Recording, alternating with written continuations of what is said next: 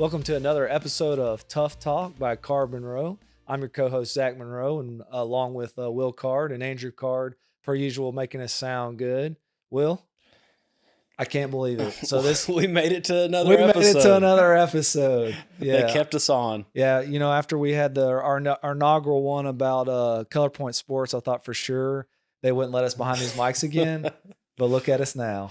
Looks like we can talk about something for a little bit. We can put that little feather in our cap. Yeah. So as we said, previous episodes about ColorPoint Sports, got a lot of good feedback about just that episode, but also just the machine and the revolutionary features that it is. So here we are again, and on to another topic. And we have a special guest with us today.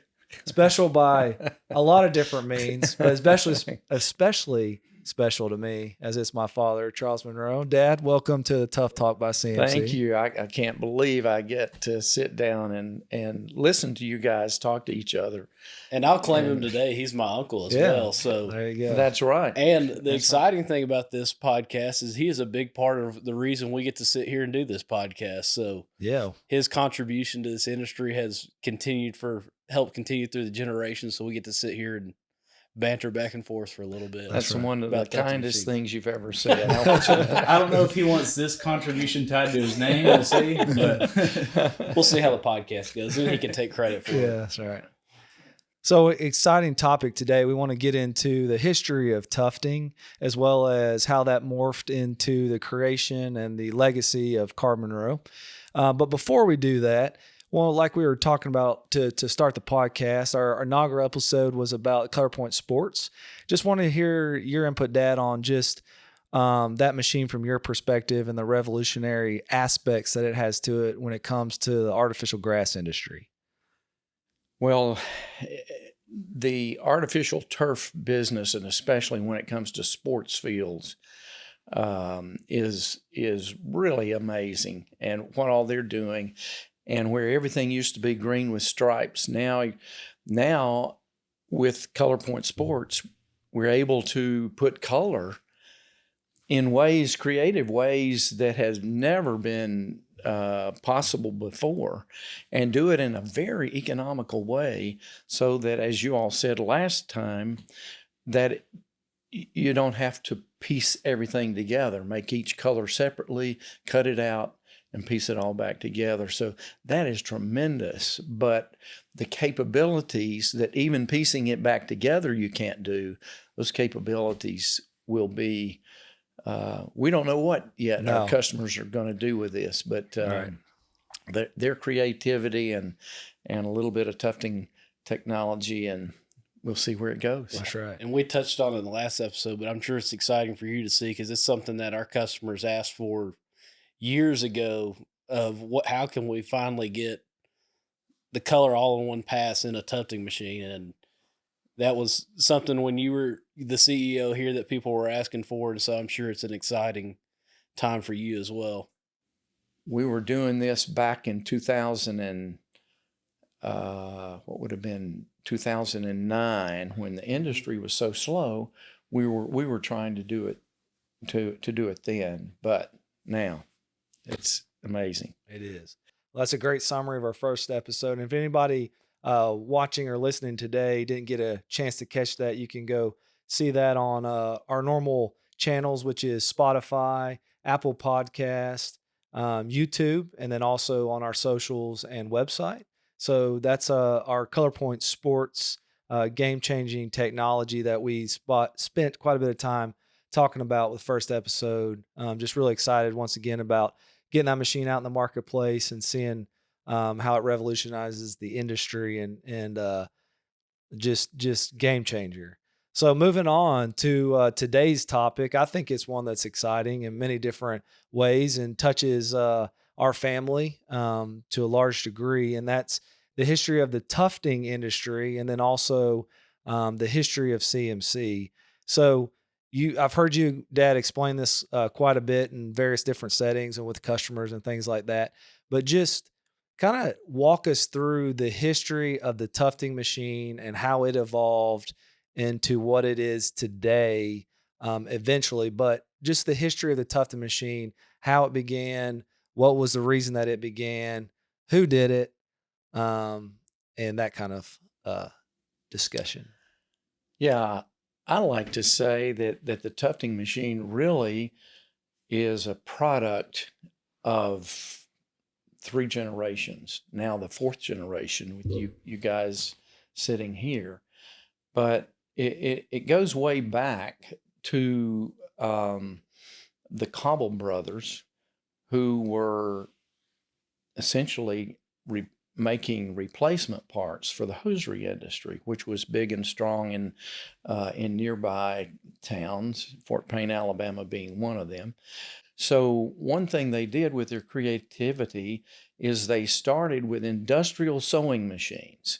So, I use my hands if that's okay. That's fine. Yeah. But That's why we got the video. About Yeah. that big with a strong overarm type sewing machine, like maybe you've seen your grandmother use or whatever.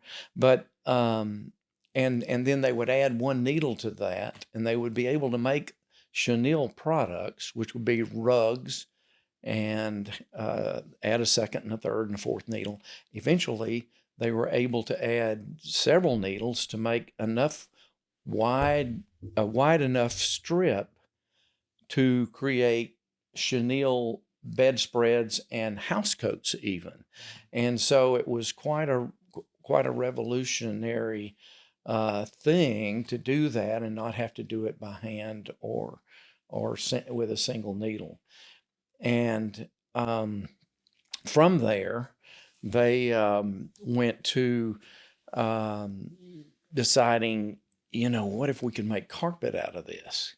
And so they started widening the machine to a 12-foot width.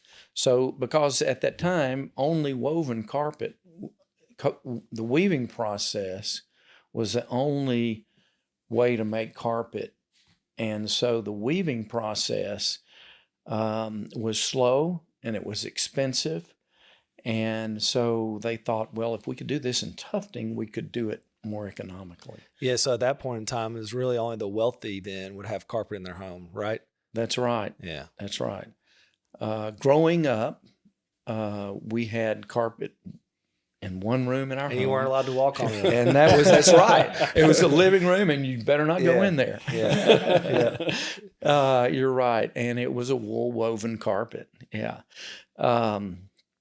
So, it went from there to where they started making tufted carpet, and it took a little while to gain acceptance. But in the 50s, early 50s, it began to grow a little bit more and more. And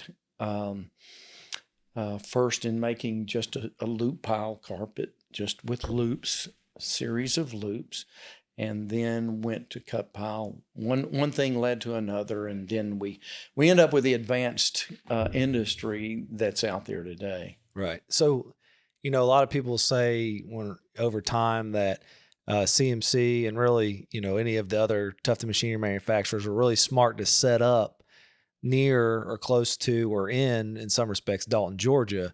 But really, it was industries that kind of grew up together as far as the carpet industry and the tufting machine industry. And for many of the audience that don't know, I think the majority of them do, but the many that don't know, what would you say, 98%, 95% of tufted carpet in America is done in that North Georgia corridor between Cartersville and Dalton. So, speak to that, how the tufting machine industry and the carpet industry kind of went hand in hand in the growth process. Yeah, well, you had the chenilles that were in Dalton, and the simple chenille machines, single needle machines that were being used for that. And so because the chenille business was there already, and then when they started developing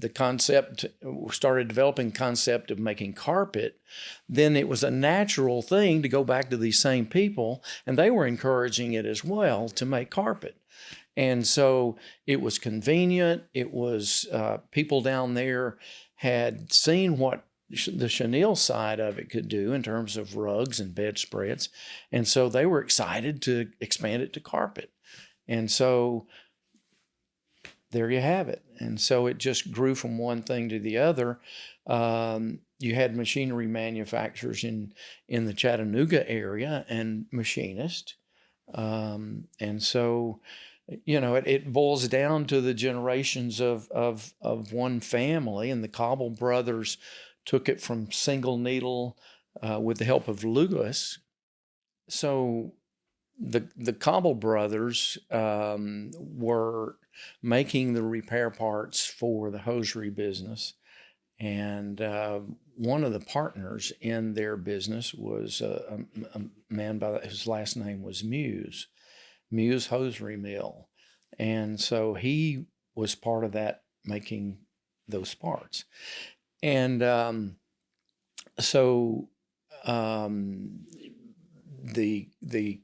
Card family lived in Fort Payne, Alabama, which would be several generations back. Yep.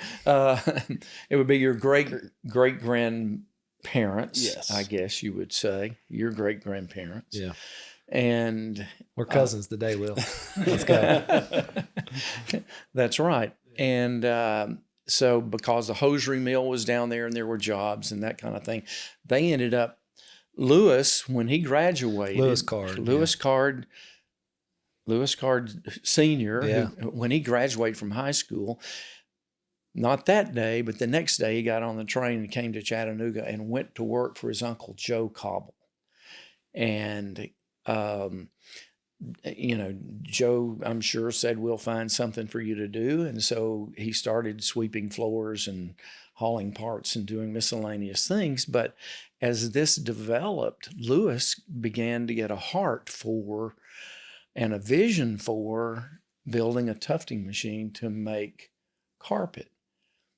Uncle Joe wasn't that familiar with it. He let him kind of run with it, though, because, it was an exciting time in this country today, was new technology, trying to create new industry and new ways of making product and making it efficiently. The Industrial Revolution. And so... Hayes was just doing a project on that this weekend. Is that right? Yeah. Okay. Speaking of, I'll have to show him this clip. Way to go, Hayes. Yeah. Anyway, one thing developed another, and they came along with it pretty well, and had the first broadloom machine and started working with that. So then you insert younger brother Roy Card into the mix. 10 years younger is Roy Card. Younger brother they didn't have that close a relationship just because of the gap in the age between the two. And Roy had been in the military service. He'd actually been in the Coast Guard.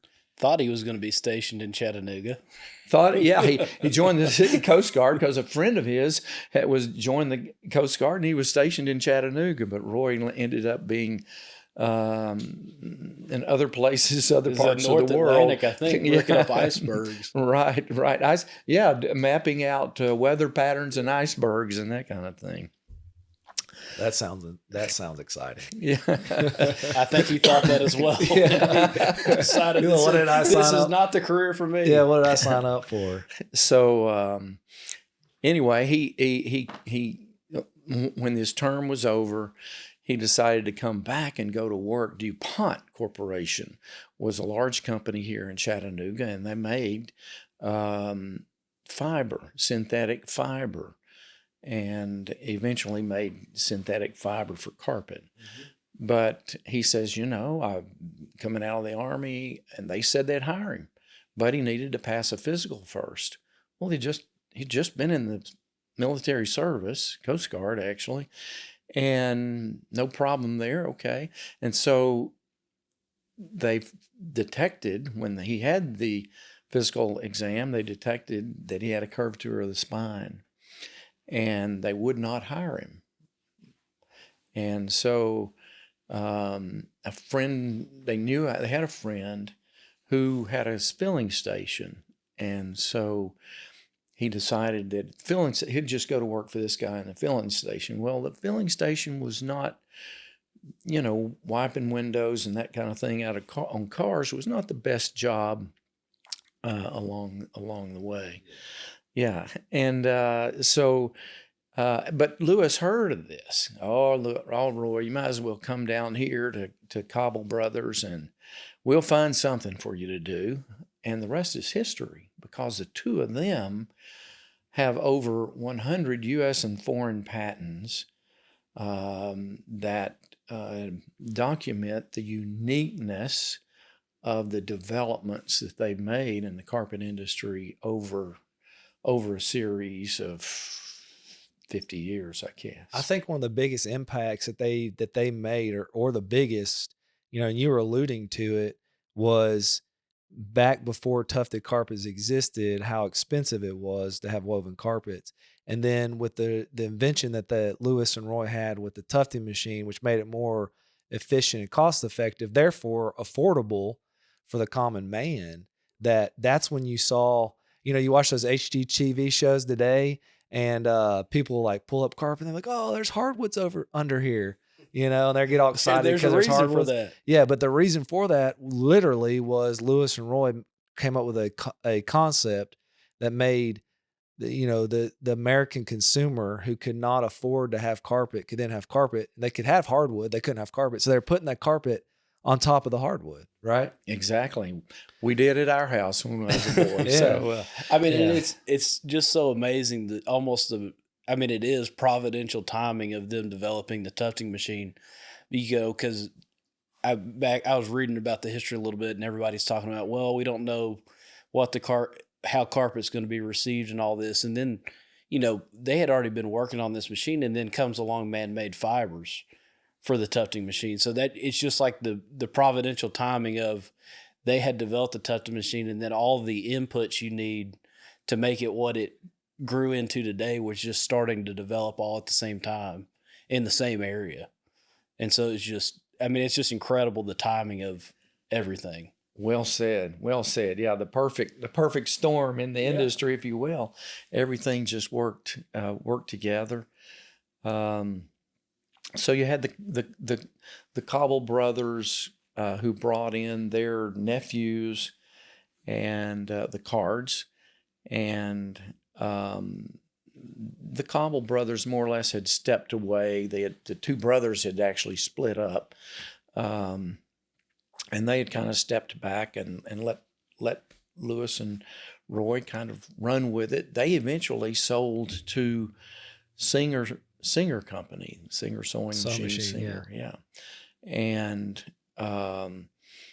so Lewis and Roy were not totally happy about the way they were, but with big company stuff. They had been able to have that entrepreneurial spirit at heart and just go get it. And so they didn't like the rigidity of a large corporation. So Roy left Cobble Brothers and started making some machines to make upholstery, and and then would take in some used machines and convert them to make broadloom machines. Yeah. And broadloom carpet. Broadloom carpet. Yeah. That's right, for broadloom carpet. Eventually, Lewis joined Roy, and that became Card and Company here in Chattanooga. There were some other family members who had Southern Machine Company, and that was Albert Cobble, one of the brothers, Cobble brothers. He passed away, and so they decided, because Lewis was an executor in his estate, they decided to put those two companies together and form a corporation called Tufco. Yeah. And so Tufco was a machinery manufacturer, and they had two brands of tufting machines.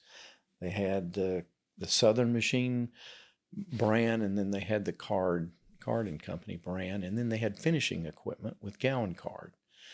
So that company was sold in the 70s. Tufco was sold in the 70s, and Lewis and Roy had working contracts with them, and again, they with another big corporation coming in, they had seen enough, and so they'd sold the company. They didn't have to work, so they decided to leave, and so their contracts were up, and they left, and So this is about the point in time, or maybe a little bit. A very important character in Yeah. this. Actually, before all this, before they sold, so we backing up.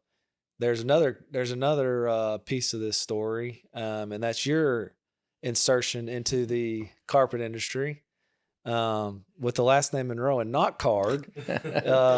Yeah. You came about it a little different way. So tell us about that. Tell us about how you were inserted into the industry, what you were doing when you first started working, and kind of where you took the business from there, and then the next step after the sale of Tufco.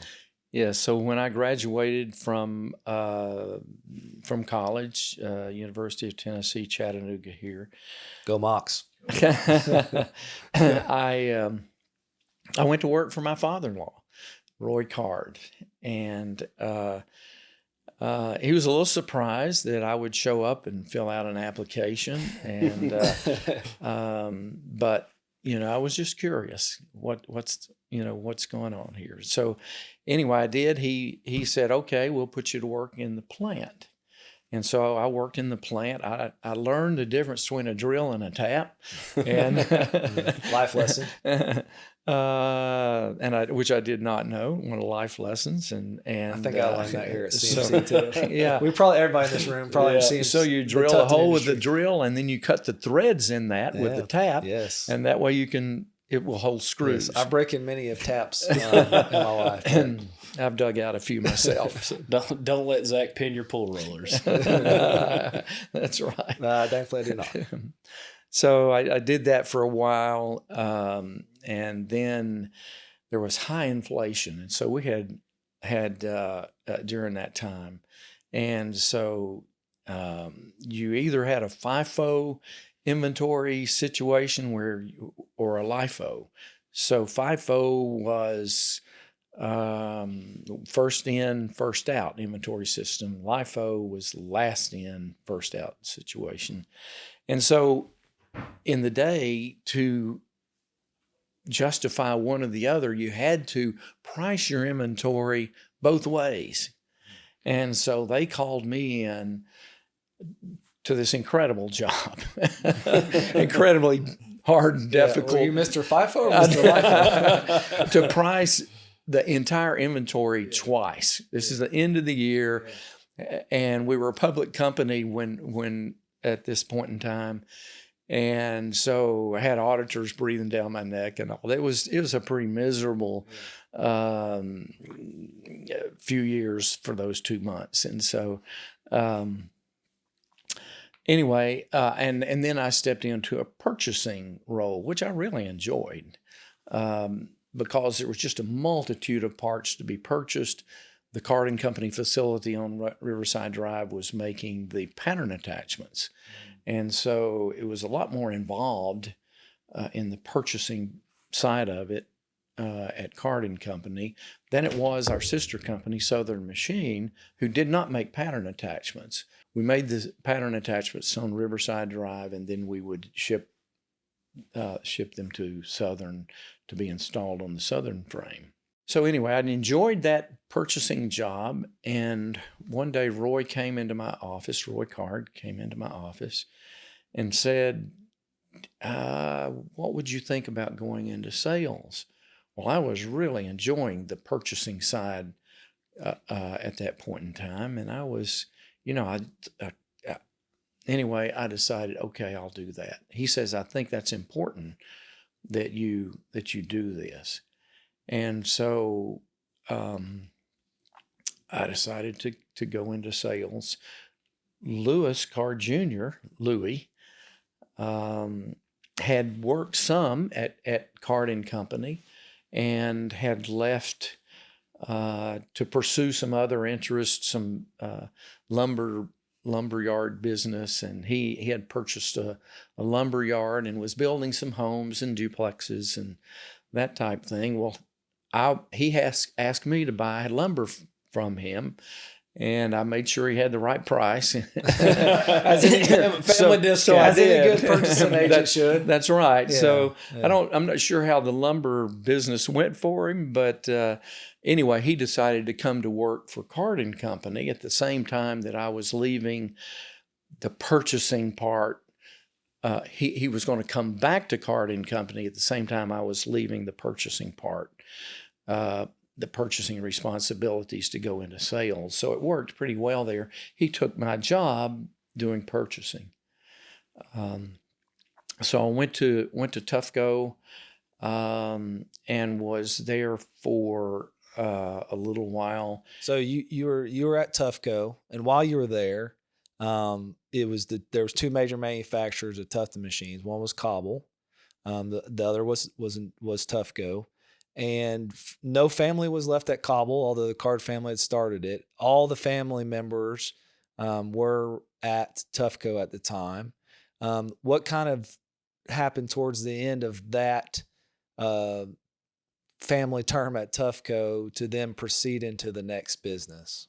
Yes, I had been involved with machinery development as well as sales, and with their sample department, where we had machines that were a meter wide, that we ran samples, our own development samples, to market any new development or market machines, or to run samples for customers, much as we have here in this company in the Creative Tufting Center today. Wasn't nearly as elaborate, and we only had a handful of machines. So wasn't air conditioning, three or was four. It was not air conditioning. Key piece there. That's for sure. Yeah. And so Lewis and Roy, after their contract had expired, they decided to leave and pursue other things. And so I continued on. This was in 1981. They left at the end of 1980. And in 1981, I had worked there for a while, and without Lewis and Roy, it just was not the same company anymore. And so I said, well, I'll find something to do. We had just developed the graphics machine at Tufco, which is a double sliding needle bar machine, and revolutionary in its day. It was revolutionary in its time, no doubt about it. To create patterns, and we had sold a good number of those, and so there had to be some way to develop patterns other than trial and error. And so I had learned a method of using two fairly transparent sheets of graph paper, and I would have the needle bar threaded in one sheet of graph paper, and the needle bar threaded in the other, and I would move them back and forth as the needle bars do to move the colors in specific places.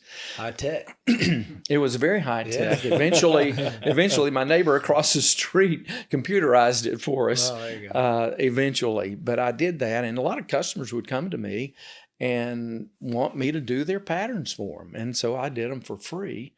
And so, as I was thinking about leaving, I said, I bet I could take some replacement parts for a tufting machine, and I bet people would buy them from me. I bet people would buy these replacement parts from me if I did their patterns for them. And so one thing led to another. There was a period in time where I had actually considered buying a graphics machine myself. And I actually had gone to Lewis and Roy and said, what would you think if I bought a graphics machine and went into commercial tufting myself. And they indicated that that would be okay. It'd be a little bit tricky. I had a customer who had one of those first right of refusals on a graphics machine, and they decided that wasn't something they wanted to do. So before it was canceled, I went to them and said, "Would you be interested in selling me that machine? Your right to purchase that machine, right of first refusal?" And they, to my surprise, they said they would do it. And but in the end, I decided not to do that, because mainly we had young children, and I did not want to be in a 24/7 tufting operation. Making carpet. Yeah. And so anyway, so I decided to pursue the resale of parts.